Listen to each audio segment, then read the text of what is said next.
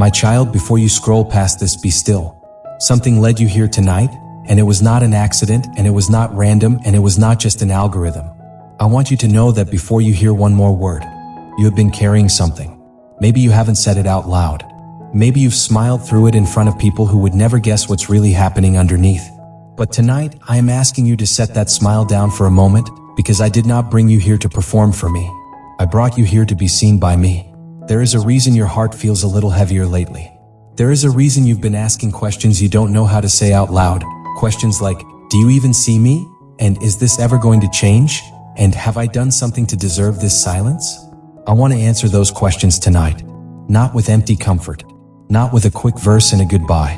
I want to sit with you here in this moment and tell you the truth about where you are and where you are going. Something is shifting. You may not feel it yet, but it has already begun. Stay with me a little while. I have things to say to you that I have been waiting to say for a long time. That I want to start by telling you something you may have never let yourself believe. I was there. Every single time. I was there the night you lay in the dark and let the tears fall quietly so no one in the next room would hear you. You didn't want to be a burden. You didn't want to explain. So you just let it out silently, into a pillow, into the dark, into what felt like nothing. But it was not nothing. I felt every tear before it left your eyes. I was there in the car, after you dropped everyone off and finally had a moment alone, when you let your shoulders fall and released the breath you'd been holding all day. You do that a lot. Hold your breath around other people and only let it go when you think no one's watching. I'm always watching, my child. Not to judge you, to hold you. I was there when you sat across the table from someone who smiled at you while already deciding to walk away. I saw what they said and I saw what they meant, and I saw the moment you realized the two didn't match. That kind of betrayal cuts differently. It doesn't just hurt your heart, it makes you question your own judgment. It makes you wonder, how did I not see this coming? I want you to hear me clearly. Their dishonesty was never a reflection of your worth. It was a revelation of their character, not a verdict on yours. I was there when the phone didn't ring the way you hoped it would. When the apology never came. When the relationship you poured yourself into quietly ended, not with a dramatic goodbye, but with a slow fading you felt happening in real time, and you had no idea how to stop it. I was there in the waiting rooms. In the parking lots where you sat before walking into work because you needed 60 more seconds to compose yourself. In the early mornings when you woke up already tired, not from lack of sleep, but from the weight of everything you're carrying that no one else can see. I was there on the anniversaries no one else remembered, the date of a loss, the date of a diagnosis, the date something ended that changed the direction of your whole life. You carried those dates quietly year after year, while the rest of the world moved on around you like nothing had happened. I never forgot. I have never once forgotten a single day that mattered to you. I heard the prayers you whispered so quietly you weren't even sure I could hear them. Prayers that weren't eloquent. Prayers that were just, God, please. God, I can't keep doing this. God, if you're there, show me. I heard every one. Not the polished version you might say in front of others. The real one. The broken one. The honest one. That is the prayer I treasure most because it is the one where you stopped performing and simply reached for me. There were seasons you felt forgotten. Not just unlucky, forgotten. Like everyone else's prayers were being answered and yours had somehow slipped through the cracks. Like heaven had a line and somehow you'd been skipped. I need you to hear this clearly. You were never skipped. Not once. Not for a single day. There is a kind of loneliness that has nothing to do with being physically alone. You can be in a room full of people who love you and still feel like no one truly understands what's going on inside you. That ache. That specific hollow ache. I know it by name because I was there in it with you, even in the moments you were most convinced you were carrying it by yourself. I was there when you smiled at church, at family gatherings, at work, while inside you were quietly falling apart and no one around you had any idea. You have become skilled at carrying two realities at once. The one you show the world and the one that only comes out in the quiet, when the house is finally still and there's no one left to perform for. I want you to know that you never had to earn my attention by keeping it together. I was never fooled by the smile and I was never disappointed by the tears behind it. You have wondered on more than one occasion whether your faith was even doing anything. Whether all the praying, all the hoping, all the holding on was actually working, or whether you were just talking to silence. I want to gently correct that thought tonight. Silence is not the same as absence. Sometimes what feels like heaven going quiet is actually heaven going to work. Before you were formed, I knew you. Before your parents ever chose your name, I had already written it. Jeremiah tells you this, that I knew you before I formed you in the womb, that I set you apart before you ever drew a breath. That means your life was never an accident sliding through the universe hoping to land somewhere meaningful. You were placed here on purpose by a God who does not create things by chance. I know that's hard to believe some days, especially the days when everything around you feels chaotic and directionless. But your worth was never determined by how organized your life looks. It was settled the moment I formed you. I know your name. Not the name on your documents, I know you. I know what makes you laugh, and I know what makes you go quiet when something hurts too much to talk about. I know the dream you buried because it felt foolish to keep hoping for it. I know the version of yourself you used to be before disappointment taught you to expect less. I have not forgotten that version of you. I'm still calling them forward. You are not an accident, and you are not a burden, and you are not too much, or too broken, or too far gone.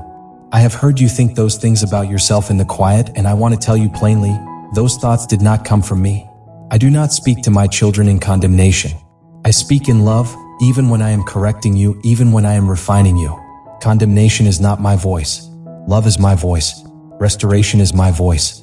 Your life has purpose, even the seasons that felt aimless, especially those seasons. Some of what you've walked through was never wasted. It was preparation you couldn't recognize while you were inside of it. A person cannot always see the shape of the path while they're walking it, but I can. I have seen the whole road from where you started to where you're headed, and I promise you, none of it has been wasted.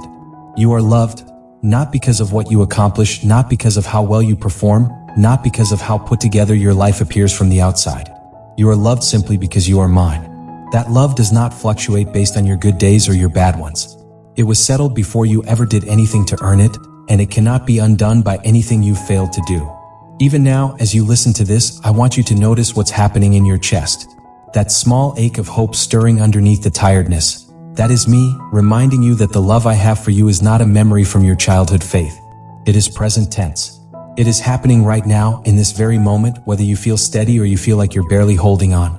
Psalm 139 tells you that I am familiar with all your ways, that you hem you in behind and before, that even the darkness is not dark to me. That is not poetic language meant to sound comforting from a distance. That is a description of how closely I stay with you, closer than the people in the same room as you, closer than the thoughts you haven't said out loud yet. There has never been a moment when you were outside my reach, even the moments you felt most far from me. I want you to sit with that for a moment, not rush past it. Let it settle into the places in you that have spent years believing love has to be earned. It doesn't. Not mine. Now I want to talk to you about the waiting. You have wondered why some things have taken so long. Why the door hasn't opened yet. Why the healing hasn't fully come. Why the answer you've been praying for has not yet arrived, even after months, even after years of asking. I want to tell you something that may change the way you see every delay you've ever endured. The delay was never rejection. It was preparation. Think about a seed planted in the ground. From the surface, nothing appears to be happening. No movement. No visible progress. If you only judged that seed by what you could see above the soil, you would assume it had failed, that nothing was growing, that the ground had swallowed it whole for nothing. But underneath, in the dark, in the place no one can see, the seed is doing the most important work of its entire existence. It is breaking open. It is putting down roots deep enough to support what it will one day become.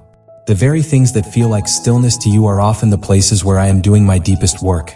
Consider Joseph, a young man given a vision of his future, a vision of honor, of leadership, of purpose, and then thrown into a pit by his own brothers, sold into slavery, falsely accused, and forgotten in a prison cell for years. If you had spoken to Joseph in that cell, he might have told you the same thing you've told yourself.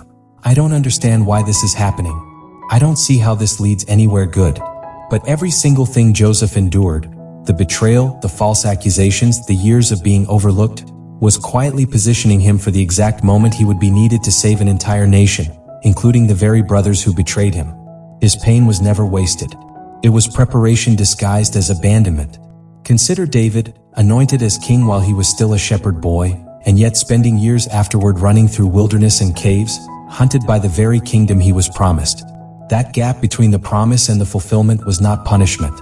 It was the place where his character, his dependence on me, and his courage were being formed, because a throne given too early to an unprepared heart rarely lasts. Consider also Abraham, promised a son and a nation, and then asked to wait, not for a season but for decades.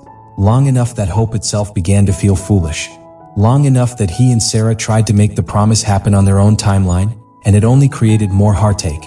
I did not fulfill that promise on their schedule. I fulfilled it on mine, at the exact moment it could not be explained away as coincidence or human effort. That is how you will know it was me, because it will come at a time when only I could have done it.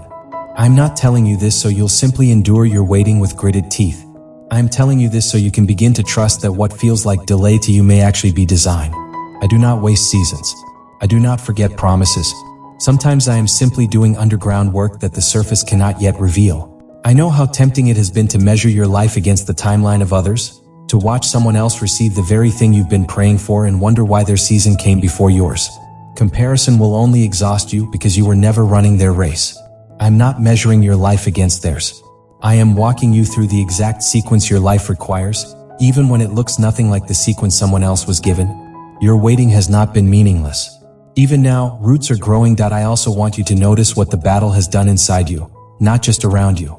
The pain you walked through developed something in you that comfort never could have.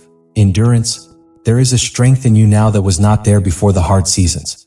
You know how to keep standing when your legs are shaking. You know how to keep praying when the answer hasn't come. That is not nothing. That is character being formed in the fire. The betrayal you experienced, as much as it hurt, sharpened something valuable in you, discernment. You see people differently now. You notice things you used to overlook. You are slower to hand your trust to those who haven't earned it, and that is not bitterness, that is wisdom, and wisdom is a gift, even when it was born out of pain. The waiting taught you faith in a way that instant answers never could. Anyone can trust me when the answer comes right away. It takes something deeper to trust me in the silence, in the unknown, in the space between the prayer and the provision. That kind of faith is rare, and you have been building it one hard day at a time. The hardship you carried built a kind of quiet resilience that doesn't announce itself loudly, but is felt by everyone around you. People sense it when they're near you, even if they can't explain why. They feel steadier in your presence, calmer in your company, because you have survived things that would have broken someone who hadn't been through the fire the way you have. I want to be careful here because I do not want you to hear something I am not saying. I am not telling you that I caused every tragedy in your life to teach you a lesson. I am not the author of betrayal, and I do not manufacture suffering to build your character. There is a broken world, there are broken people, and there are consequences that fall on the innocent through no fault of their own. I grieve those things alongside you. But I am the God who takes what was meant to break you and weaves redemption through it anyway. I am the God who does not let pain be the final word, even pain I never wanted for you in the first place. Your unanswered prayers, the ones that still sit open on the table, have done something too. They have deepened your dependence on me in a way that answered prayers rarely do. When everything is going well, it is easy to lean on your own understanding. But in the unanswered places, you have had no choice but to keep reaching for me. And that reaching, that persistent, desperate, faithful reaching, has drawn you closer to me than 100 easy answers ever would have. You are not the same person you were before the hardest seasons of your life. You are stronger. You are wiser. You are more compassionate toward others who are suffering because you know what it costs to walk through it. None of that was wasted. All of it is being redeemed. There will come a day, maybe sooner than you think, when someone will sit across from you, carrying the very pain you once carried, and you will be the only person in the room who truly understands what they're going through. You will not need a script or a formula to comfort them. You will simply need your own story. That is what I have been building this whole time. Not just your healing. Your usefulness to someone else's healing. I want to tell you about a man named Bartimaeus. He sat on the side of the road outside Jericho, blind, forgotten by most of the people who passed him every day. He had likely sat in that same spot for years, calling out for help, mostly ignored, mostly overlooked. Life had reduced him, in the eyes of the crowd, to a beggar on the side of the road, someone to step around, not someone to stop for. Then one day he heard that I was passing through. He began to cry out, loudly, desperately, embarrassingly loud to the people around him. And the crowd told him to be quiet. They told him to stop making a scene. They tried to silence the very cry that was about to change his life. But he cried out louder, and I stopped. I want you to notice that I did not walk past him. I did not let the noise of the crowd drown out his voice. I stopped, and I called him to me, and I asked him one simple question: what do you want me to do for you? He didn't ask for money. He didn't ask for sympathy. He asked for his sight, and I gave it to him. Here is what I want you to understand. There may have been years where you called out and felt like the crowd. The noise of your circumstances, the voices of doubt, the weight of disappointment, drowned out your cry. You may have wondered if I even heard you over all of it. I hear you. I have never stopped hearing you. And I am not walking past you. What if the season you assumed was the end of your story was actually the final chapter before your breakthrough? What if the very thing that has felt like the longest, hardest wait of your life is the moment right before I stop, turn toward you, and ask you the same question I asked him? What do you want me to do for you? I'm asking you that now. Something is changing. I know it doesn't look that way yet. I know the door you've been standing in front of still looks closed. I know the diagnosis, the relationship, the finances, the uncertainty. I know it still looks the same as it did yesterday. But I want you to feel this in your spirit. Something is shifting beneath the surface, the same way that seed shifts beneath the soil before anyone can see the sprout. I want to tell you about a man named Elijah because his story may explain something about the season you're in right now. Elijah had just experienced one of the greatest victories of his life. He had stood alone against hundreds of false prophets and watched me answer him with fire from heaven in front of an entire nation. And yet, only days later, he found himself exhausted, afraid, and hiding in a cave, telling me that he was finished, that he was the only one left who still believed, that he simply couldn't carry on. Victory had not made him invincible. It had made him tired in a way that only honesty could reveal. I did not scold him for his exhaustion. I did not tell him to toughen up. I let him rest. I fed him. And then I told him to stand on the mountain because I was about to pass by. A powerful wind tore through the mountains, strong enough to shatter rocks, but I was not in the wind. Then an earthquake shook the ground beneath him, but I was not in the earthquake. Then a fire swept past, but I was not in the fire. And after all of that noise, all of that dramatic display, there came a gentle whisper. And it was in that whisper, not the wind, not the earthquake, not the fire, that Elijah finally heard my voice. I tell you this because you may have been expecting your breakthrough to arrive with noise, a dramatic, unmistakable, thunderous moment that announces itself the second it happens. But sometimes the turning point is quiet. Sometimes it comes as a small shift in your spirit, a peace you didn't have yesterday, a thought that finally feels like clarity instead of confusion. Do not dismiss the whisper because you were listening for the wind. I am preparing you. I am preparing your heart to receive what your circumstances have not yet caught up to. I am preparing the people you will need. I am preparing the timing, not a moment too early and not a moment too late.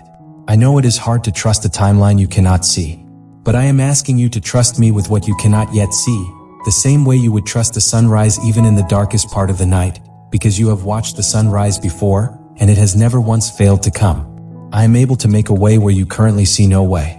Not a way that depends on the door you've been staring at. Sometimes I open a door you didn't even know existed because I am not limited to the plans you've made for yourself. I see options you cannot see. I see solutions your current perspective cannot access. Freedom from fear is coming, not because your circumstances will suddenly be perfect, but because your trust in me is going to grow strong enough to stand steady even while circumstances are still shifting. That is a deeper freedom than simply having every problem solved. It is peace that holds even in motion. I know the exact timing of what's coming, even though I have not shown it to you yet. I'm not asking you to know the day. I'm asking you to trust the one who does. Like Elijah on that mountain, I'm asking you to listen for the whisper, not just the wind. A spiritual restoration is coming to you. A return to the kind of closeness with me that you may have lost somewhere along the way, not because I moved, but because life pulled you in 100 directions and your soul grew tired. That closeness is returning. You are going to feel me again, not just believe in me from a distance. Alongside it, an emotional healing is beginning, the kind that reaches the places therapy alone cannot reach, the wounds that have shaped how you see yourself, how you trust others, how you receive love. I'm not rushing that healing. I am tending to it layer by layer at the pace your heart can actually hold. Your mind is going to find a peace it hasn't known in a long time, not the fragile kind that depends on your circumstances lining up perfectly before you're allowed to exhale, but the steady kind that holds even in the middle of the storm, not only after it passes. Some relationships in your life will be repaired, and I will restore what felt permanently broken. Others will need to be released, and I will give you the grace to let go without bitterness. Both are part of my healing work in you, even the releasing, even when it hurts more than you expected. I have not overlooked your practical needs either. I see the numbers you worry over at night. I see the bills, the uncertainty, the fear of not having enough. I am not a distant God who is indifferent to your daily concerns while only caring about your soul. I am the God who fed thousands with a few loaves and fish, and I have not run out of ways to provide for you. A clarity about your purpose is coming into focus. Why you were placed here, what you were made to carry, and who you were made to help along the way, especially the people who will one day need to hear from someone who has walked exactly where you've walked. Your pain is going to become someone else's proof that healing is possible. New doors are opening that you have not yet seen, connections you have not yet made, seasons of growth you cannot yet imagine from where you currently stand. Some of them will arrive quietly, almost unnoticed at first, and only later will you look back and recognize that specific day as the beginning of everything shifting. None of this is separate from the rest of my message to you tonight. It is all one continued work. The same hand that held you through the pain is the hand that is now opening the door to what comes next. Before we pray, I want you to take one breath, a real one all the way down, and let go of whatever you've been holding on to so tightly while you listen to this. You don't have to carry it alone for one more second. Let's bring it to the Father together. Father, I come to you on behalf of the one reading these words tonight. You know their name. You know every burden they've carried in silence, every tear they've cried when no one else was watching, every prayer whispered in the dark that felt like it disappeared into nothing. Lord, I ask for peace over their mind tonight, a peace that quiets the anxious thoughts that come at 2 a.m., a peace that does not depend on their circumstances being resolved first. I ask for strength for the road ahead, not the kind of strength that grits its teeth and pushes through alone, but the kind that leans fully into you, knowing you are carrying the heaviest part of the weight. I ask for healing, in their heart, in their memories, in the relationships that have left scars, in the body that has carried stress it was never meant to carry alone. I ask for protection over their mind, their home, their family, and their future, a hedge around everything that matters to them. I ask for wisdom in the decisions ahead, that they would not walk blindly but would sense your guidance clearly, step by step. I ask for provision, that every need would be met, not by coincidence, but by the deliberate hand of a father who has never once forgotten his child. I ask for restored faith, that even after seasons of doubt, disappointment, and silence, their trust in you would rise again, stronger than before. I ask that they would learn to recognize your whisper, not just wait for the wind and the fire, so that they never miss the quiet moment you choose to speak. And I ask for courage to walk into the next season without shrinking back, courage to hope again, courage to believe that the waiting was never wasted and the story is not over. In your name we ask this. Amen. My child, I want you to carry one thing with you as you leave this message. You were never forgotten, not for a single moment, and you are not walking into your next season alone. The chapters that felt like silence were never empty. They were the quiet pages where the next part of your story was being written, word by word, in a hand steadier than your own. If this prayer spoke to your heart, write Amen below, and share it with someone who needs to hear tonight that they are still seen, still loved, and still held. I'm not finished with your story.